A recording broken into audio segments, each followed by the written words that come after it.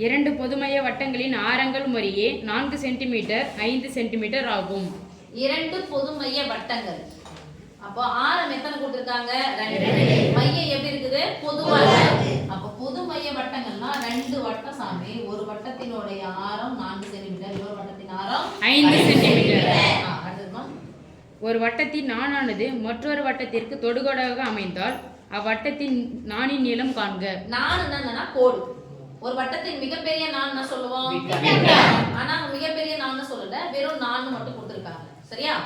நான் அப்படின்னா ஒரு கோடு. இப்ப கோடு தொடுகோடுனா எப்படி அமையும்? இது தொட்டு தானே போனோம். அப்ப இங்க இருந்து தொட்டுன்னு போயிடுச்சுன்னா ஒரு வட்டத்தின் தொடுகோடு தான் இன்னொரு வட்டத்துக்கு என்ன பண்ணும்? ஒரு வட்டத்தின் நானானது மற்றொரு வட்டத்திற்கு தொடுகோடாக அமையும். மற்றொரு வட்டத்திற்கு தொடுகோடாக அமையும். இப்ப இங்க போடுனா இதுக்கு தொடுகோடா என்ன பண்ணல? அமையல. அப்ப தொடுகோடுனா பெரிய தொட்டு இருக்கணும். அப்ப இந்த பெரிய வட்டத்தின் நானானது சின்ன வட்டத்துக்கு தொட்டுன்னு போனா கூட தொடுகோடு தொடுகோடு அமைச்சு. இங்க இருந்து இத என்ன சொல்லுவோம்? சின்ன வட்டத்தினுடைய ஆரம். அவங்க சின்ன வட்டத்துக்கு ஆரம் தான் கொடுத்தாங்க. பணம் போனே இருக்கு. அட்ஜஸ்ட் பண்ணிங்க. சின்ன வட்டத்தின் ஆரம் தான் கொடுத்திருக்காங்க 4 சென்டிமீட்டர். இந்த வட்டத்தின் மையத்திலிருந்து பெரிய வட்டத்தை தொடும் புள்ளி பேர் என்ன சாமி? இதுவும் ஆரம் தானே? இரண்டு பொதுமை வட்டங்கள்ல ஒரு வட்டத்தின் ஆரம் 5, இன்னொரு வட்டத்தின் ஆரம் நான் கொடுக்குறாங்க 5. ஒரு வட்டத்தின் ஆரம் 4, இன்னொரு வட்டத்தின் ஆரம் 5. இப்ப பாருங்க, இது என்ன முக்கோணத்துல வடிவத்துல வந்துச்சு பாருங்க. செங்கோண முக்கோணம். செங்கோண முக்கோணத்துக்கு யாருடைய தேற்றப்படி? பித்தாகரஸ் தேற்றப்படி. பித்தாகரஸ் தேற்றப்படி. நீங்க படத்தை டக்குன்னு ஒரு இது வச்சு சும்மா போட்டுட்டீங்கன்னா முடிஞ்சிடும். கையாலே வட்டம் வரைய முடிஞ்சா வட்டம் வரைஞ்சிருங்க. இப்ப 4 வந்துச்சு, 5 வந்துச்சு, இன்னொரு பக்கம் என்ன இருக்கும்? 3. அப்ப இந்த மைய புள்ளியில இருந்து இங்க இருக்கிற புள்ளி என்ன சாமி? 3. மைய புள்ளியில இருந்து இங்க வரைக்கும் 3 இருக்குனா இங்க வரைக்கும் எவ்வளவு தான் இருக்கும்? 3. அப்ப நாணின் நீளம் இது என்ன பண்ணிக்கணும்? கூட்டிக்கணும். அண்டர்ஸ்டாண்ட்? Yes miss. போட வேண்டியது பித்தாகரஸ் தேற்றப்படி. பித்தாகரஸ் தேற்றப்படி. இதுக்கு எதனா பேர் வச்சுக்கலாமா? Yes miss. இது பேரு A ன்னு வச்சுக்கிறேன், இது பேரு O ன்னு வச்சுக்கிறேன், இது பேரு B ன்னு வச்சுக்கிறேன், இது பேர் என்ன வச்சுக்கலாம்? C ன்னு வச்சுக்கிட்டா பித்தாகரஸ் தேற்றப்படி OB = எத்தனை சாமி? 3 சென்டிமீட்டர். சென்டிமீட்டர் தான் கொடுத்திருக்காங்க. therefore நாணின் நீளம். நாணினுடைய நானுக்கு பேர் என்ன வச்சுக்கிறோம்? AB =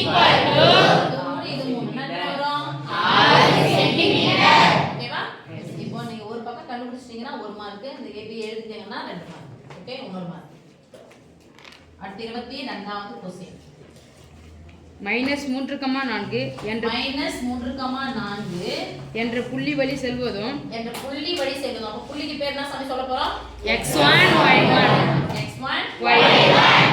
-5/7 ஐ சாய்வாக உடையதுமான நேர்கோட்டின் சமன்பாட்டை காண்க. -5/7 னா உடையது சாய்வுனா எது சொல்லுவோம்? ஓகேவா? சாய்வாக உடையதுமான நேர்கோட்டின் சமன்பாடு. நேர்கோட்டின் சமன்பாடு என்ன வரணும்? x y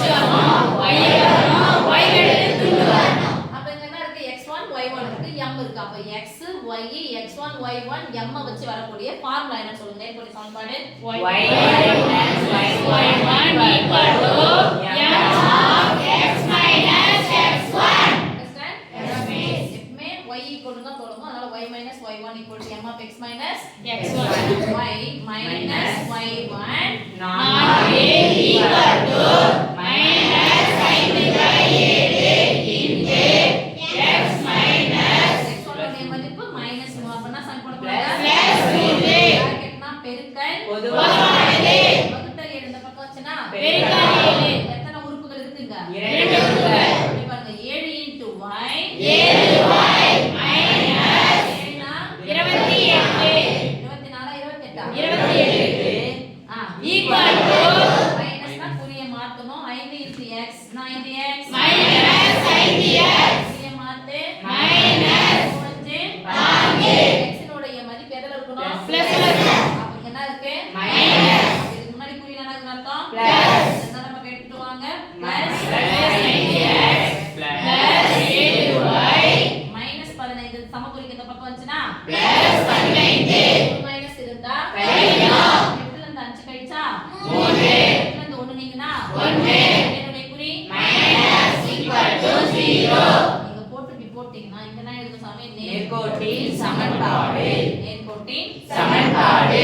ஃபார்முலா எழுதிட்டீங்கன்னா 1 மார்க், இல்ல ஃபார்முலா எழுதாம அப்ளை பண்ணிட்டீங்கன்னா 1 மார்க். ஆன்சருக்கு 1 மார்க். அடுத்த கணக்குமா 12 into y equal to 12 into y equal to minus of p plus 3 minus of p plus 3 into x into x plus 12.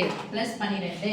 12 into x 12 into x minus 7 into y equal to 16 16 ஆகிய நேர்கோடுகள் ஒன்றுக்கொன்று செங்குத்து எனில் p இன் மதிப்பு காண்க.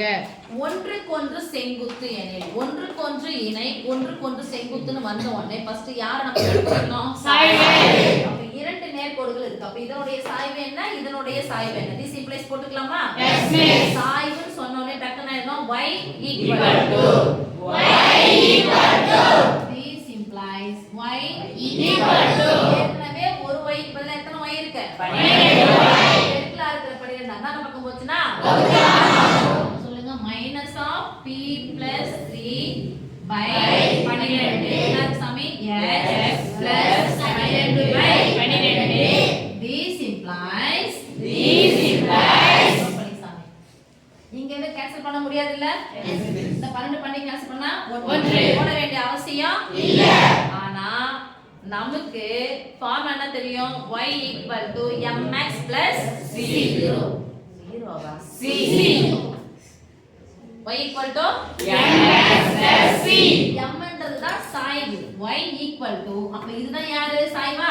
Yes miss. this implies m equal to minus of p plus 3 by 12. x விட்டுருங்க. இதான் m1.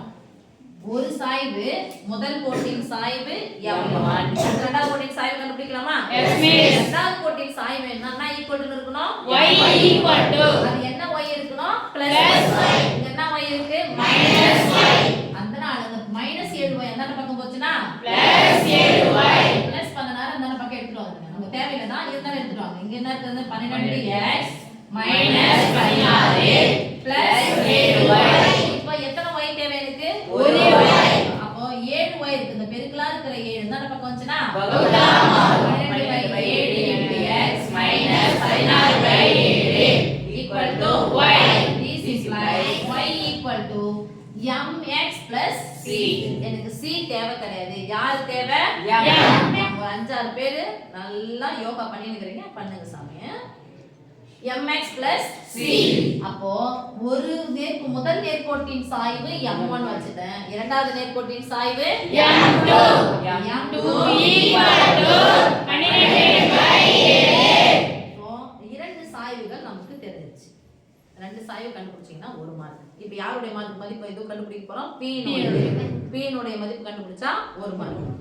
சாய்வுகள் செங்குத்து எனில் ஒரு சாய்வு மற்றொன்று எப்படி இருக்கும்? சமமா இருக்குமா? ஒரு சாய்வு இன்னொரு சாய்வு சமமா இருந்துச்சுன்னா அது இணை. ஒன்றின் சாய்வு மற்றொன்றுக்கு தலைகீழா இருக்கணும். குறி மாறி இருக்கணும். இல்லனா ரெண்டு சாய்வு பெருக்குனா ஆன்சர் என்ன வரணும்? -1. செங்குத்து எனில் என்ன perpendicular Yes miss. m1 into m2 equal to -1. m1 உடைய மதிப்பு என்னது? minus of p plus 3 by 12 into m2 உடைய மதிப்பு 12/7 equal to -1.